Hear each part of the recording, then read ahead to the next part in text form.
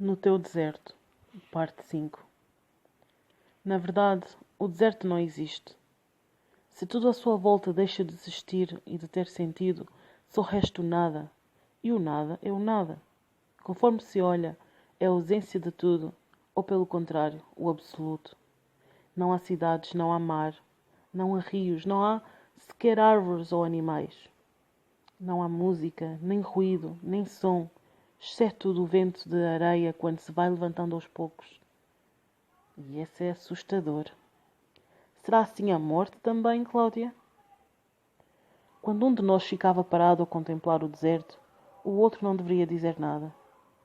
Tudo o que se pudesse dizer, naquelas alturas, ali em frente ao nada ou ao absoluto, seria tão inútil que só poderia vir de uma alma fútil. Tudo o que se diz de desnecessário é estúpido.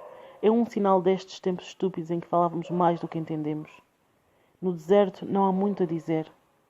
O olhar chega e impõe o silêncio. Mas naqueles dias eu estava sempre com pressa. Alguém tinha de estar sempre com pressa e coubera-me a mim por função. Só não tinha pressa à noite, depois de montado o acampamento, cozinhado o jantar, revisto e arrumado o jipe e de ter passado para um caderno as notas do trabalho do dia, e quando enfim me sentava com os outros à lareira a olhar as estrelas do Sahara. Um dia, porém, depois de mais uma paragem para colher imagens, ao regressar ao jipe, vi que tinhas ficado ao lado da pista a olhar em frente como se tivesse desligado de tudo. Ia gritar-te, buzinar-te, quando qualquer coisa na maneira como tu estavas em pé a olhar o deserto, qualquer coisa na maneira como tinhas as mãos enfiadas nos bolsos, a cabeça ligeiramente inclinada de lado, o cabelo varrido pelo vento, me fez ficar quieto ao volante.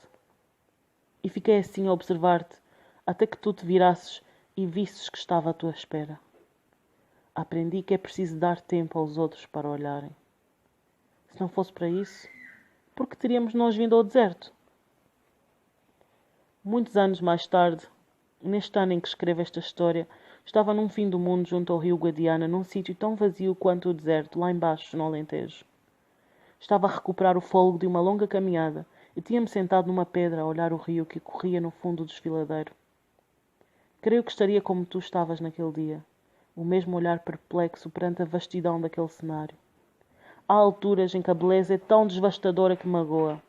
Devia haver qualquer coisa na forma como eu olhava aquela paisagem, todo aquele despojamento humano que fez com que o alentejano que estava comigo e que antes tinha sido pastor daqueles vales comentasse: a terra pertence ao dono, mas a paisagem pertence a quem a sabe olhar.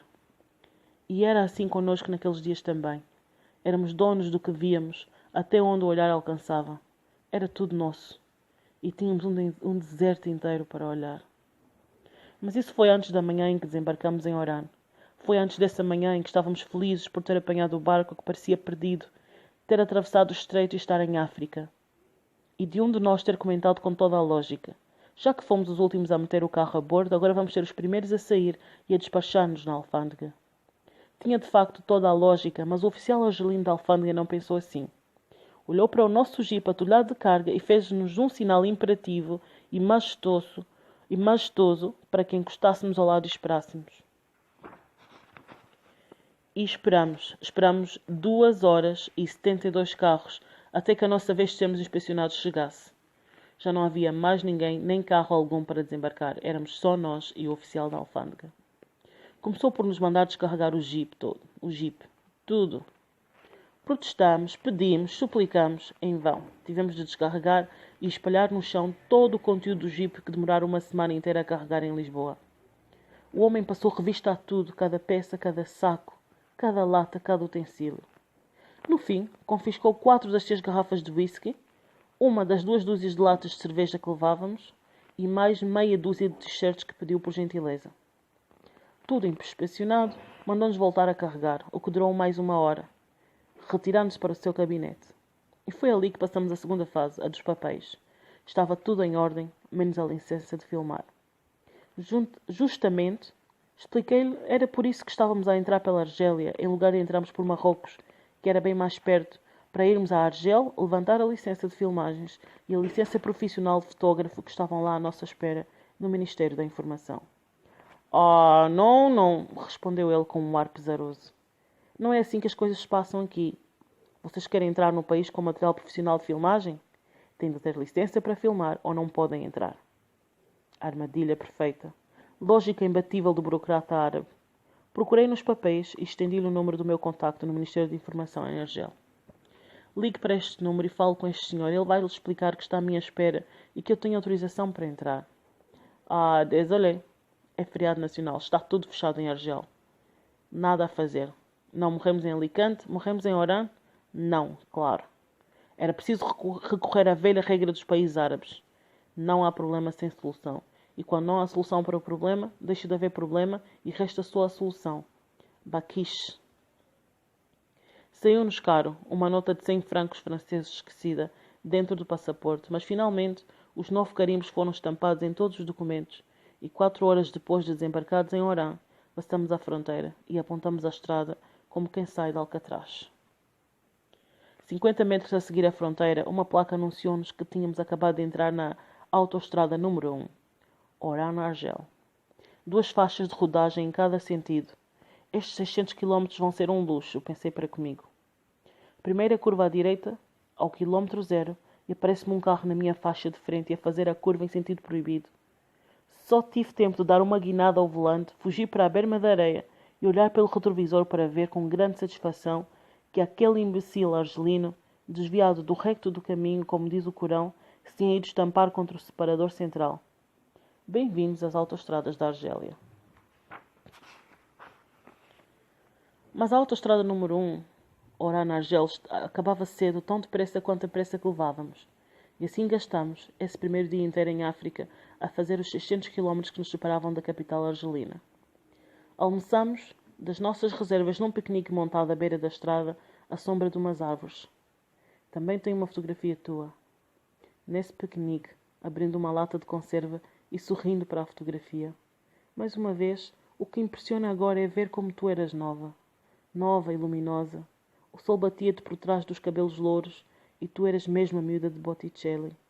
Uma primavera transplantada da luz suave da Toscana para aquela luz dura da Argélia. Tudo parecia ao teu alcance. Uma vida toda à tua espera. Um mundo a teus pés, se o quisesses. Ou um deserto. Nessa noite, quando chegámos ao quarto que partilhámos no hotelzinho em Argel, e porque tu tiveste medo de dormir num quarto sozinha, e já que inofensivamente tínhamos partilhado um camarote na noite anterior a bordo do Ciudad Oran, achámos igualmente inocente partilhar aquele quarto onde só havia uma cama de casal. Tu foste tomar banho em primeiro lugar. E porque a porta da casa de banho não encostava bem, e não sei se reparaste nisso, de onde eu estava, estirado na cama, a repousar, das 8 horas ao volante, mais o resto, vi-te a despir, a ficares toda nua e a entrares na banheira de água quente, e nem por um momento me ocorreu deixar de o fazer. Estava cansado demais para desviar o olhar. Mas até chegarmos aí, até estarmos no quarto hotel de Argel, onde eu, deitado na cama, te espreitava impudicamente através da fresta da porta da casa de banho, tivemos de ultrapassar mais uma demonstração das prepotências e arrogância das autoridades argelinas. Durante o piquenique na estrada, eu havia escolhido, no guia do Rotard, um hotel recomendado pelo preço e localização. E ao entrar na cidade, flanqueando a costa, não fazendo a mais pequena ideia de onde ficaria o hotel, fizemos o clássico em tais ocasiões. Parámos um táxi e contratámo-lo para seguir à nossa frente e indicar o hotel. O homem cumpriu o seu contrato, guiou-nos até o centro da cidade, enfiou por becos e ruelas, entrou no souk e por fim parou à entrada de uma rua e veio falar comigo. O hotel fica ali, a 100 metros de distância, nesta rua. Mas esse sentido proibido teríamos de dar uma volta enorme até chegar lá. Vocês avançam devagarinho e se por azar aparecer algum polícia, dizem que são estrangeiros e que não se entendem com os chinês. Pas de problème. E assim fomos avançando devagarinho, tal como ele tinha recomendado. 20 metros, não mais do que isso. Logo saiu um polícia ao caminho, atravessando-se à nossa frente e apitando, como se a Argélia inteira estivesse debaixo de um bombardeamento. Ensaiei o discurso que o taxista me tinha recomendado, mas foi em vão. A transgressão era gravíssima e não havia alternativa senão acompanhar o polícia ao posto. Achei que era apenas mais um contratempo, mas enganei-me. O cansaço, a proximidade iminente no hotel, roubaram-me a lucidez e a paciência.